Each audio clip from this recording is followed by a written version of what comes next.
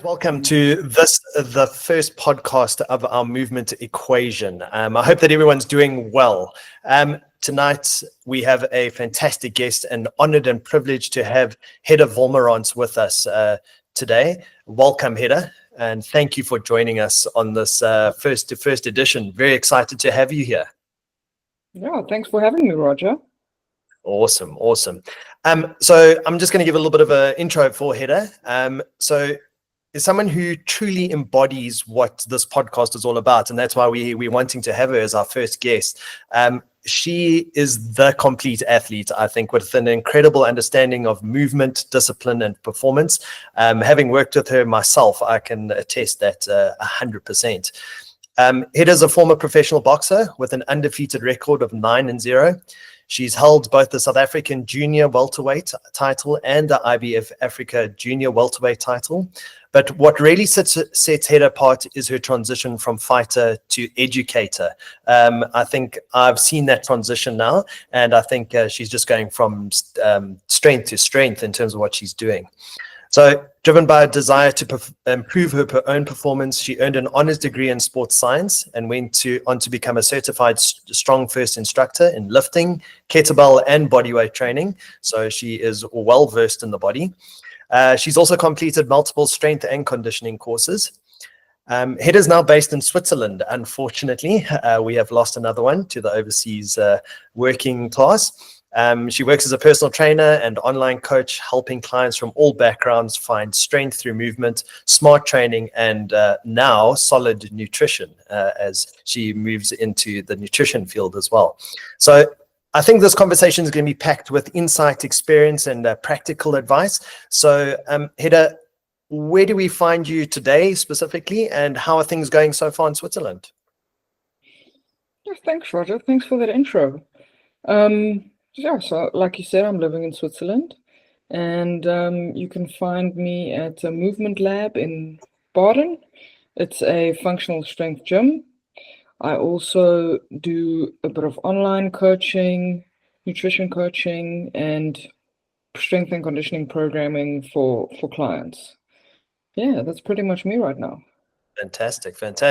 And I mean, in terms of your own training at the moment, Hedda, I mean, so since like you made it that you had retired from boxing officially, and I think it was quite a change for you, but how does that change your training now, leading into this like retirement phase of your personal training, your personal life? What are you doing at the moment? Yeah, I think for the first time in 6 or 7 years, I am doing my own programming, which has been really exciting and at the same time kind of weird, right? Because I feel like my former strength and conditioning coach knew me better than I knew myself, right?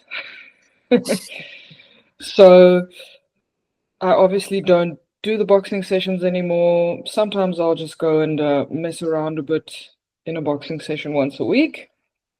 But my week looks like this. Monday, Wednesday, Friday, I do strength training, and that would consist of, at the moment, I'm doing double snatches with the kettlebell, which I'm going to be doing for the next 3 months. Really trying to get strong in the double snatch. And on a Wednesday, I deadlift.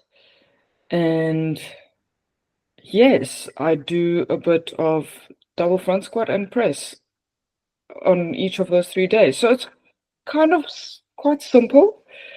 I have tended to in the past to fall into the trap of like giving myself too much to do. So I finally found a bit of a sweet spot where I feel that I'm recovering and adapting from the sessions. And then in between that, I put in one high intensity session in the week, which can be like a hard boxing session or a variety of like hard air bike stuff, doing the ski erg, doing the rower, some interval training. And then I try and get in 3 zone 2 cardio sessions, 2 to 3. But if I miss one, like I'm not really fussed because I'm retired now. Fantastic, Yeah. fantastic. Looking from the perspective of someone from the outside in terms of like your everyday, I think it seems like you would be doing quite a bit still in terms of keeping your physical form, in terms of keeping up with the endurance and strength side of it. But I mean, that's what your body's become conditioned to do. I mean, I'm sure that now transitioning, it's become quite a difficult one, and that you're not doing as much intensity and such like that, but still keeping up with all your tick boxes and ticking all the boxes, right? Yeah, like I've had to kind of decide which boxes are allowed in the program right now, right? And I feel that I become a bit smarter. For a while, I did a lot of heavy get-ups, and you're checking a bunch of boxes doing the heavy get-ups, right? You're getting overall body strength, but then I wanted a little bit of something that gave me lots of strength and conditioning. So I'm doing double snatches, which are like the ultimate exercise, in my opinion, for strength and conditioning with the kettlebells. Yes, and also you don't need to be doing a massive amount of core work because you're getting so much core activation from having that weight overhead, right? And having to stop it overhead. So those check boxes fall away. Awesome.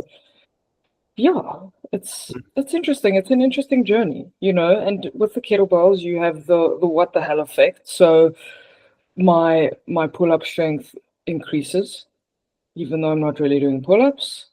My deadlift strength increases where I am doing deadlifts, so it's a nice contribution that it gives my deadlift. And my conditioning goes up.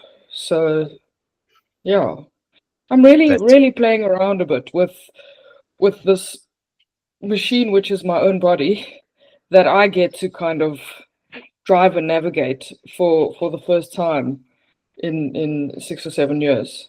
So it's quite exciting. Fantastic. Well, I think like in the second part of our podcast series, because we are very happy to have Hedda on for about 3 or 4 podcasts where we're going to be discussing various elements specifically behind the boxing elements of what Hedda has been through in her journey to this stage. And in the second one, we're going to be talking about the strength and conditioning specifically, and we'll delve into those aspects. And I think you'll be able to even break it down even further for us, give us further information on that. So thank you for that.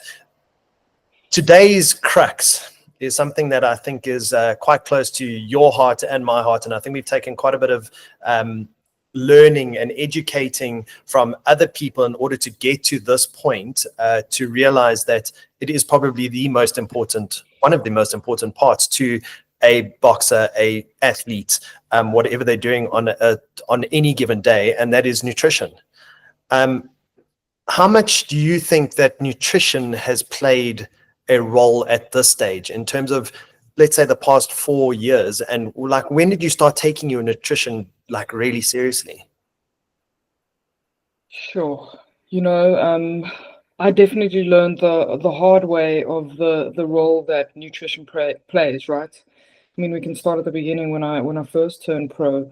For some reason, and I see it all the time, everybody has this idea that like carbs are bad and they are going to make you pick up weight, right? So I was on this very, very low carb diet, basically just kind of having a banana before training as fuel for carbs. And I ended up getting a lot of nasty injuries. I tore my plantar fascia. I got a stress fracture in my foot. And that was all from training without fueling the processes, right? The recovery and the adaptation and the training itself. So being really just underfueled, undernourished for a long period of time affected like my the resilience of my bones and ligaments, right? Because something's going to give. Do you think that you could actually attribute like your injuries and that specifically to your eating? Was that your first kind of thought process? Was it your eating? Well, later in the years when I look back, I realized like this is it. Look, I don't remember how much I was sleeping back then, because that could be another factor, but that's the one that stands out. And also, you're just not having enough knowledge, right? Mm. Yeah, yeah. Absolutely. I maybe could have Incredible. periodized my training better when I just started off to have enough time between like running, not running every day, maybe that as well. But the eating is definitely it was a big thing. Yeah, Yeah. no, very interesting. Very interesting. So, I mean, like in terms of critical performance and recovery, why is eating enough important? Like you talked about in terms of being able to not get injured, but I mean, in terms of being able to perform, how much more were you doing in order to do that? In terms of how much more were you taking in on a daily basis when you got your diet under control? Like, what is the critical amount that you were needing? Yeah, geez, Roger, like it was around or a little less than 3,000 calories for maintenance, right? And just keeping in mind that I'm in a sport where you need to fit into a weight class, so Mm, mm, it's tough to be eating for performance and maintenance all the time mm, because you make your weight and then it goes up again, and we'll talk about that later. mm. Um, so I mean, just to lose weight, like I was eating 2,500 calories, which is a fair amount, right? Yeah, absolutely. Yeah, it's a fair amount. Even maybe a little bit more. I think at one point it was about 2,700. So yeah, you really need to eat, and it becomes I would say it becomes a logistical thing to get in all the calories and Mm, make sure you're eating enough protein. yeah. That's a big one. That's a very, very big one because you are breaking your body down, essentially. You're giving it an acute stress to break it down, from which you can adapt. And the process of adapting, which is the process of becoming better at handling a stress, which leads to an increase in performance, you need energy to fuel those processes. So if you're underfueled, you're basically you're not being the hammer, you're being the nail, Mm. you know? 100%. No, I totally agree. And I mean, like we talk about, injury, but what are the risks for, especially for boxers in terms of yourself? What were the risks of like under eating or under fueling in terms of going into performance aspects of like stepping into a fight almost? Yeah, man, just increased injury risk, number one. Also, like decreased cognitive function, right? Which Mm, is like you're thinking, but also your reflexes.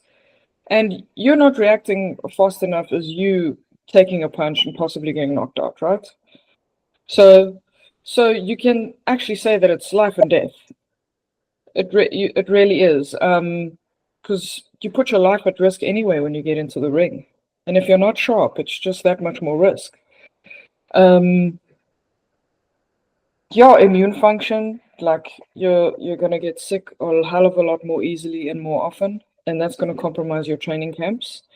Um, yeah, I mm, mean you're mm. not gonna perform at your peak because you don't have the ability to recover from the hard training sessions. And the thing with boxing is there is this kind of traditional thought or school of thought that you just need to train hard and you need to do like a lot of everything and keep going, and that's how it is. It's this hard thing.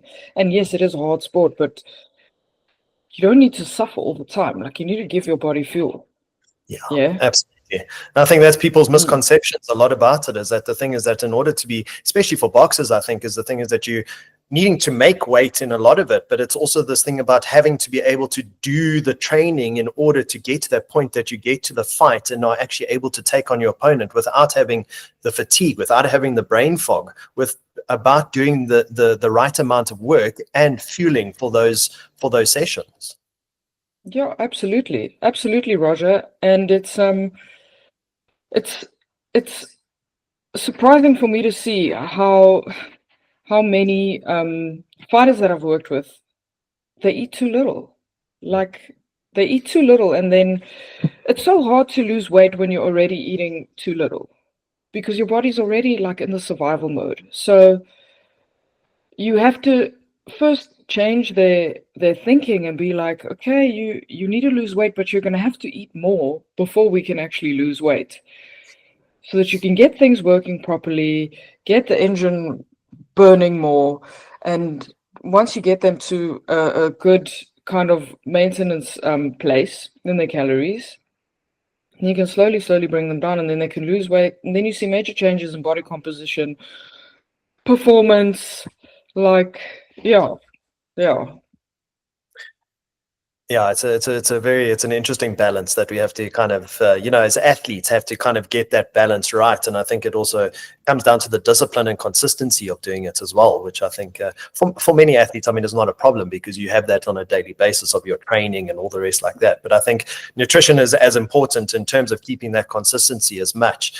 So moving on to, let's say, your protein you touched on in terms of a good one for sustaining muscle, catabolism, trying to increase the hypertrophy in terms of the muscles and that. Where do your carbs and fats fit into the fighter differently, would you say? Differently is tricky to say. But let's go with the fats. You need fats for good hormone health, number one. And I mean that includes like your testosterone and stuff like that. And then you also have you need the fat for the fat soluble vitamins, right? To get processed. So it's like your nutrient uptake in a way.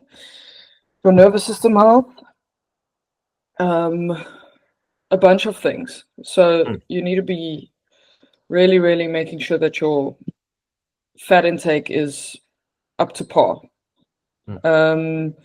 And then your carbohydrates, man, that's your fuel. That is your fuel, because boxing is a sport where you, the energy system that you are using most is glycolysis, right? That carbs is the fuel from which glycolysis gets its energy. Yes, Absolutely. You use fat and the aerobic system is working in the background and stuff, but glycolysis is number one. You need that fast energy. So definitely, carbs before your training session, carbs soon after your training session in the form of a snack or a big meal. You need fuel for the training and you need fuel for the recovery. Yeah. I think there's a nice one we heard from someone who said, you got to earn your carbs. So whether it's doing it with a good session, but the other thing, you're earning your carbs and you're earning the right to have your carbs because you're wanting to fuel and get the best possible performance out of that session every single time. I'd say, especially for athletes, is trying to just tick boxes again, but ticking a box in the right way that you're getting the most out of that session because you are fueling right and you've got enough energy for it. Yeah, but I also think, Roger, like there is, like I said before, this negative thing associated with carbs. Like I've seen these hashtags like, oh, no carbs after 12, which is ridiculous. Like you, as athletes, as fighters especially, like boxing is like one of the hardest sports in the world, and you need a lot of energy. And it doesn't just mean, cool, you did your training session this morning, now we're not going to have any more carbs. Like those processes carry on for hours and hours, and like sometimes a day or two after you've given your body the stimulus, you need to be recovering. So this negative thing associated with carbs needs to stop. You need carbs for fueling, and for athletes it's something like, I think, between 4 and 8 grams of carbs per kilogram of body weight per day, depending on your sport, but it's a lot of carbs. And you're going to have to make a plan to get all those carbs in. I mean, I'm sure that you are familiar with it too, with cycling, right? Absolutely. Yeah. No, as you say, earn the carbs, put them in, you get the results. Absolutely. Yeah, it's a very interesting one. Like you said, the misconceptions about carbohydrates. And I think that's why we're touching on this, because I think as you've come to know and see, I think, like you're saying, a lot of the up and comings, and also probably prior to this, a lot of boxers have underfueled themselves because they're just not getting the right nutritional value out of the foods that they're eating, and therefore not being able to put it into practice and get the most out of their sessions, which is quite worrying in terms of what the general trend is still. Yeah, and sometimes you can see it, like the let's say a fighter gets injured in a fight, the type of injury. Obviously, accidents happen, like you can step wrong and boom, there goes your ACL kind of thing. That can happen. But sometimes it's like stuff that just shouldn't happen, like strange ligament tears and strange fractures. Do you know what I mean? It shouldn't be happening. Things seem weaker than they should be. Yeah, And absolutely. I believe, an educated guess that is from either under nutrition or under recovery, and they both go hand in hand. Absolutely. And I mean, also, you see quite a few fighters, they'll go on a good streak of, in terms of wins, knockouts, all the rest like that. And all of a sudden, there'll be this one particular one that kind of stands out where you can see that the fighter probably wasn't on point or really wasn't there in the fight from the beginning. Do you think that could be attributed to a lot of the nutritional side of it as well? Like, look, sometimes you have a bad day, sometimes you won't be yourself, like it can happen. Sometimes the fight is a learning curve and it's just not pretty. But one thing that I definitely see and have personally experienced is the effect of like yo-yo dieting, right? Which is essentially what a lot of fighters do. So a fight comes, we're 8 weeks out, oh my goodness, we need to lose 10 kilograms. Okay. Diet, and go to extreme calorie deficits so that you are now into rapid weight loss. And cool, weight gets made by whatever means necessary, and we fight the fight's over. We hit McDonald's, then I don't do hit McDonald's, but but we go to every single takeaway place every day that week, and we are just like putting all of the calories back in because our hunger and satiety hormones are just so messed from being in that severe calorie deficit. So now you're at a point where you're eating and you're not even feeling full, and you just carry on eating. And what happens there is your metabolism has slowed down so much because you've eaten so little. That's how you adapt. I'm sure if you've ever been on a diet, you lose a bit of weight and then you kind of plateau, and then you've got to kind of take the calories down a little bit more, and then you lose. That's how it works. Your body adapts. It's smart. So, so now you are just taking the slow metabolism that doesn't need a lot and giving it like a mountain of food. So it's like, okay, cool. We're like possibly going to starve because we're used to eating so little. We need to survive. Let's just store all of this as fat, right? There we go. And there is a theory that not only do your fat cells get bigger, you actually develop more fat cells. So you end up being heavier than you started your fight camp at. And the weight gets even harder to lose because like you've just broken your metabolism. And that I think is a big danger that a lot of fighters fall into. Yes, yeah, absolutely. Yeah. And I mean that's like the perfect segue into our next section, because I think with nutrition mistakes, for pre-camp and then during weight cuts, I think like weight cuts has become a massive point of reference for a lot of fighters, because I mean you see the ridiculous things that fighters are having to go through in terms of sitting in sweatsuits, in terms of having baths, all the rest like that, drinking copious amounts, eating dry food. I mean, all those things that we're seeing on the common programs, your cage fighting, your boxing, all the rest like that. What do you see are the most common nutrition mistakes fighters are making from, let's say, pre-camp and then into the weight cutting stage of coming up to a fight? I think, okay, let's start out of camp. So definitely not getting your macronutrient proportions right. So you're training, but you're not fueling properly. I mean, at some point you need to track your calories, whether you're doing it with an app or whether you're using your hand size. You need to know how much you're putting into your body. You're an athlete, you're a professional athlete, you need to behave like one, right? Absolutely. So that's number one. And then when the weight wants to get lost, it's a little bit harder because you don't know where you're starting. I mean, listen, Roger, like for years, I just ate a little less to lose the weight. And sure, it worked the first like 3 or 4 times, but then it stops working because you're messing with your metabolism. So that's out of the fight camp. And then, when you start hitting camp, I think a lot of fighters, they decide, cool, I'm going to cut carbs to lose weight. And that's a massive mistake. Like you are taking away your number one fuel source as a boxer. Okay.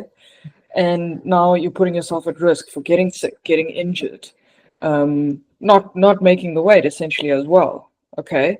And it like a chain of events just gets set off. So let's say the fighter has decided, cool, we're going to cut carbs, or even maybe just eat a little less and be severely undernourished. The other thing I see is, okay, the weight's not dropping. Why don't we are 3 weeks out. We will train with a sauna suit or a plastic bag every day. Okay? Because then when we get on the scale after the fight, the weight's going to be down. Yeah. And yes, the weight will be down, but you haven't lost weight. You've lost water. You've just dehydrated yourself. Now you're going to go home, drink water again, and just replenish what you've lost. So that's the other mistake. Then the other mistake that I also see is consuming less water to lose weight. And that I think is the most dangerous one. Okay. Because a dehydrated muscle gets injured more easily. A dehydrated brain can't work as well and can't be as sharp, and can also get injured more easily. And that is a massive, massive danger. When you're cutting weight, you really want to be dehydrated for the shortest amount of time possible. Because I would take it that cognitive function, unfortunately, during the weight cutting process, and like you're saying, is keep it to as short as possible so that you can actually recover the brain first and foremost, and then the body follows, absolutely after that. But in saying that, so we're talking about this water loading, which I think you're alluding to at the moment, but what is it? So for us that are not used to in terms or haven't heard about it, what is it? How does it work? What are the steps behind it? So in a nutshell, you essentially manipulate your salt and water intake over a period of 5 to 10 days. Okay. To cause your body to lose 5% of its weight in water. So it is essentially like you are dehydrating yourself, for lack of a better word, but you're still drinking a lot of water. Okay. Right. So to break it down, when you have your cell and you have water in your cell and you've got a bunch of different salts in the cell, there's a certain concentration that wants to be kept. So now when you drink a lot of water, your body will do what it has to keep that concentration as it should be, right? Yes. So absolutely. you will go to the toilet more, you will urinate more to keep the balance. And then you add more salt. Okay, so now you hold on to the water, and then eventually you start flushing out sodium and water. Yes. Okay, so initially you drink a lot of water, you up your salt intake. then after a couple of days, your body is now flashing out water, like you are going to the bathroom a lot, and then you stop having salt, or you keep your salt to a real bare minimum, because water, 1 gram of salt holds on to 4 grams of water. Okay, so if you are consuming, like, you can work it out. You can lose a lot of weight just by letting go of the salt. Yes. Same with the carbs. 1 gram of carbs holds on to 4 grams of water. I think it's the same. And then you lose even more weight. So you deplete a lot of your sodium, a lot of your carbs, and then you lose even more weight. And then when you stop having, well, you don't stop having water for a day, you have minimal water for a day, so like about 1 liter, then your body keeps on pushing out the water like it had been doing for the previous several days. Okay. And then that's how you lose like a real decent percentage of your body weight. And then you wake up the day of the weigh-in, and you maybe need to have a bath, or maybe you don't. The first, I think, 2 times I did this, I didn't need to have a bath the day of the fight. And I started doing my water loading at like 4 kilos away from my weight Goal limit, which was about 5 or 6%. Okay. Yeah. So I mean, in terms of that, it's a manageable weight to lose in terms of looking at 4, 5, 6 kilos. I mean, once you're pushing into that 6 to 10 category, I would assume that it becomes far more difficult in terms of doing it with this water cutting as such. Yeah, I mean, well, look, you got to look at percentages. So percentage of your goal weight. So 5 is a nice one for boxers. I know the MMA guys go up to 10, and they do a lot of cycles of baths and sweats. Yes. And also, like, you need to look at the athlete themselves. You know, are their kidneys healthy? Like, if they have kidney problems, then it might be a bit more difficult, or the approach would need to be altered. Also, a leaner athlete sweats a lot more easily, so they can lose a lot more. Yeah, whereas an athlete who's maybe a bit more chunkier is not going to lose that much weight in water. So essentially, you want to get your body fat down as much as possible to like a safe body fat. Yeah, and I mean that's the thing. I think you perfectly summed it up in terms of safety wise. It's about doing it as safely as possible in order to get the optimal result for what you're wanting to achieve in the fight, going into it. And I think absolutely, yeah. I think that a lot of boxers probably are unaware of how to probably do it in this way. And I think it's probably, would you say this is newer nutritional advice in terms of doing water cutting, and how it hasn't been exposed as much to fighters as such, or to certain fighters? Do you think that we still are not quite there in terms of the understanding of water cutting? Look, I think it's, when done properly, it's the best way to do it. And obviously, if you're healthy enough to handle it, because let's say you lose the weight with a diet, and I lose the weight with a water cut, I'm going to get into the ring heavier than you, right? Because you'll be getting on that scale way more hydrated than I am, but I will be rehydrating and be much heavier the next day. That's the first thing. I do think there is not a lot of education on it out there, because it's a very technical way of doing things. Like, you need to be able to calculate stuff. You need to be able to calculate like how much water was lost due to dropping the carbs, dropping the salt. You know, how much do you need to replace of salt, potassium after the weigh-in?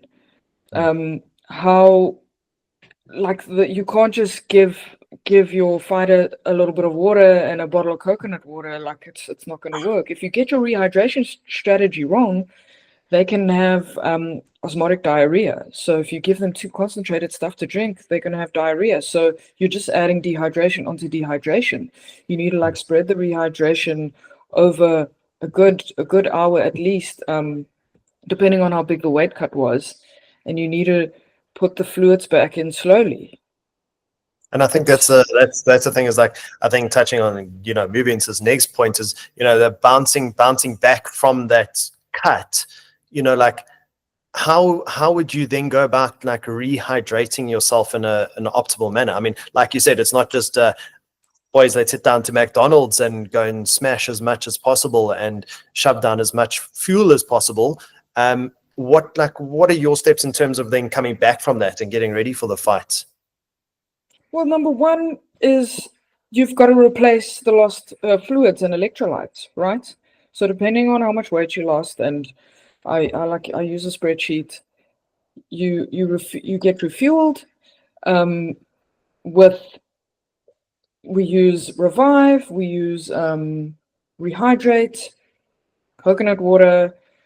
Those are the three things, and you split that over bottles, over a few bottles, depending on how much weight you lost, right? Okay. And only then, after you've rehydrated, do you put food in your mouth, because you don't want to be digesting stuff like, it's not your priority. Food is not the priority. Rehydration is the priority. Then we put the food back in, right? So you get your body used to eating again, starting with whole fruits, easy on the gut. And then an hour after that, you have your first meal. Okay? The first meal needs to be very carb heavy. And all of your meals leading up to the fight need to prioritize carbohydrates. You need to stay away from fats, because they are not going to serve you right now. So you keep the fats to a minimum. Doesn't mean avoid them at all costs, but I mean, don't go and eat a pizza, right? And you stick to easily digestible foods like chicken, fish, white rice. Yeah, things that are going to give you more bang for your buck, like 100 grams of rice or 200 grams of rice is going to give you way more bang for your buck than 200 grams of potato. Do you know what I mean? Absolutely. Yes. You get them in, Yes. give you the fuel. That's it. Eh? You need it. Yeah. You need an engine. You need to keep it going. I completely agree. So wrapping this up in terms of what we've discussed today, I think the technical nuances of nutrition are becoming quite advanced. And I think, like you were saying as well, especially with the fighters and the boxers, I mean, like measuring out your salt, your water, all the rest like that. From your experience in terms of having a nutritionist or a coach that has these things at hand and able to guide you in terms of, how much of a change to your boxing did that make, actually having a nutritionist on board or having a dietitian or someone that actually knew what they were kind of doing? I mean, was that your change point? It was a big change for me. I remember at a point, I had changed my training. I had gotten a strength and conditioning coach, and we were doing like proper strength work and like proper training. And I started getting like a bit tired. And at a point, I said to him, like, look, I'm really, really tired, and this is not normal for me. And it's been going on for a couple of weeks. And then he said, okay, let's look at your nutrition.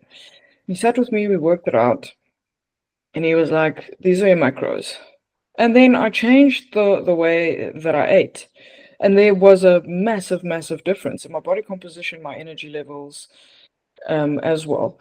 Then I started working later on with a performance nutrition coach, and he dialed it in even more, specific for training, recovery, days where you train a lot. You need to fuel specifically for the training and for the recovery.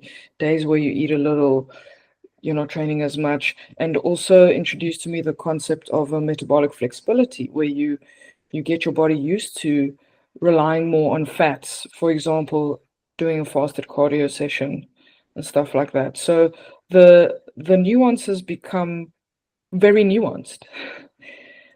But even for someone who is not doing like a very specific nutrition plan, like the one I just mentioned, just getting the basics right from knowing nothing is going to make a massive, massive, massive difference.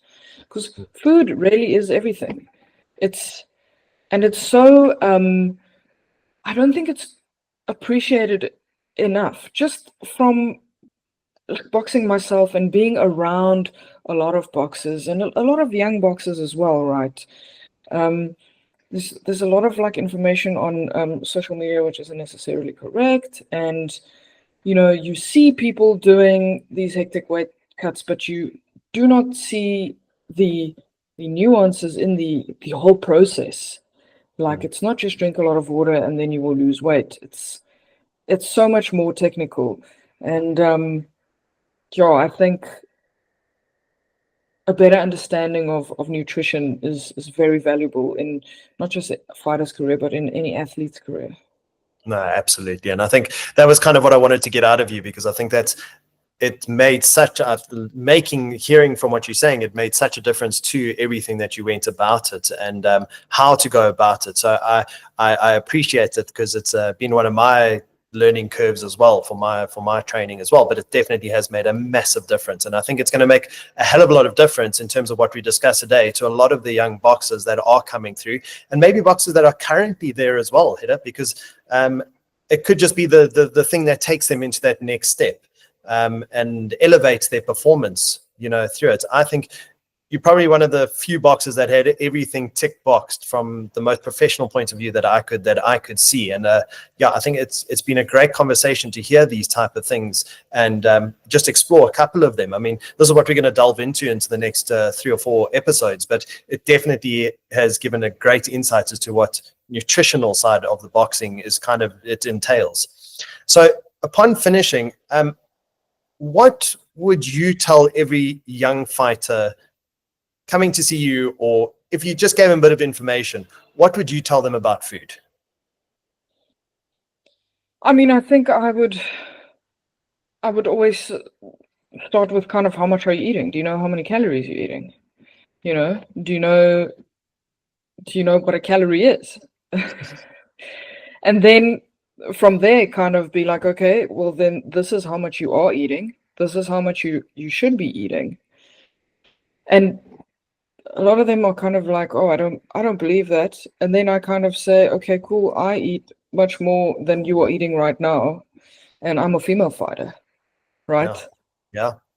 And then that kind of gets them thinking a bit. But yeah, definitely bring their awareness to what they are missing. Because every fighter who fights, they're doing it for a reason. They're not just doing it to get in the ring and get beaten up. They want to be good. They want to be the best, right? So then you need to check all of the boxes. Make sure that you understand, what the truth about these boxes are, not like the bro science on Instagram. Get a good understanding so that you can put it to work and make it work for you. Well, I think that's exactly it. I think when you've made the decision to become a professional, it's about doing everything. And exactly, try and get everything in that alignment, and try and do as much as you can to push yourself as hard as you can and get the most out of it. I mean, a professional career is quite short-lived these days, and there are very few people that push, beyond a certain amount of time. So making the most of what you have at hand is optimal, and that getting nutrition, strength and conditioning, everything in line with it is exactly what we're trying to do with these podcasts, and trying to just get everyone educated as much as possible. So yeah. But I think just one thing to add, Roger, just in terms of the longevity of careers. I mean, with the yo-yo dieting and the big weight gains in between fights, if you dial that in and you get that right, you can essentially prolong your career, because you're not going to struggle with weight cuts. You're going to have your body composition under control, which is important in a sport which requires you to make weight. Definitely. Well, Hedda, I appreciate your time on this first edition. I hope that I'm learning a bit as well as we go along here, and it's always good to recap and then just hear these different aspects of what all these sports entail and all the rest like that. So, Hedda, I appreciate your time. Thank you so much. We will be back for the second episode, where we will be discussing everything strength and conditioning for boxers, and hearing from Hedda's amazing physical performance, which she is also ticking that box tremendously. So we will hear from her next time. Hedda, have a great one, and thanks for joining us, and we'll see you again on the Movement Equation. Thanks for having me, Roger.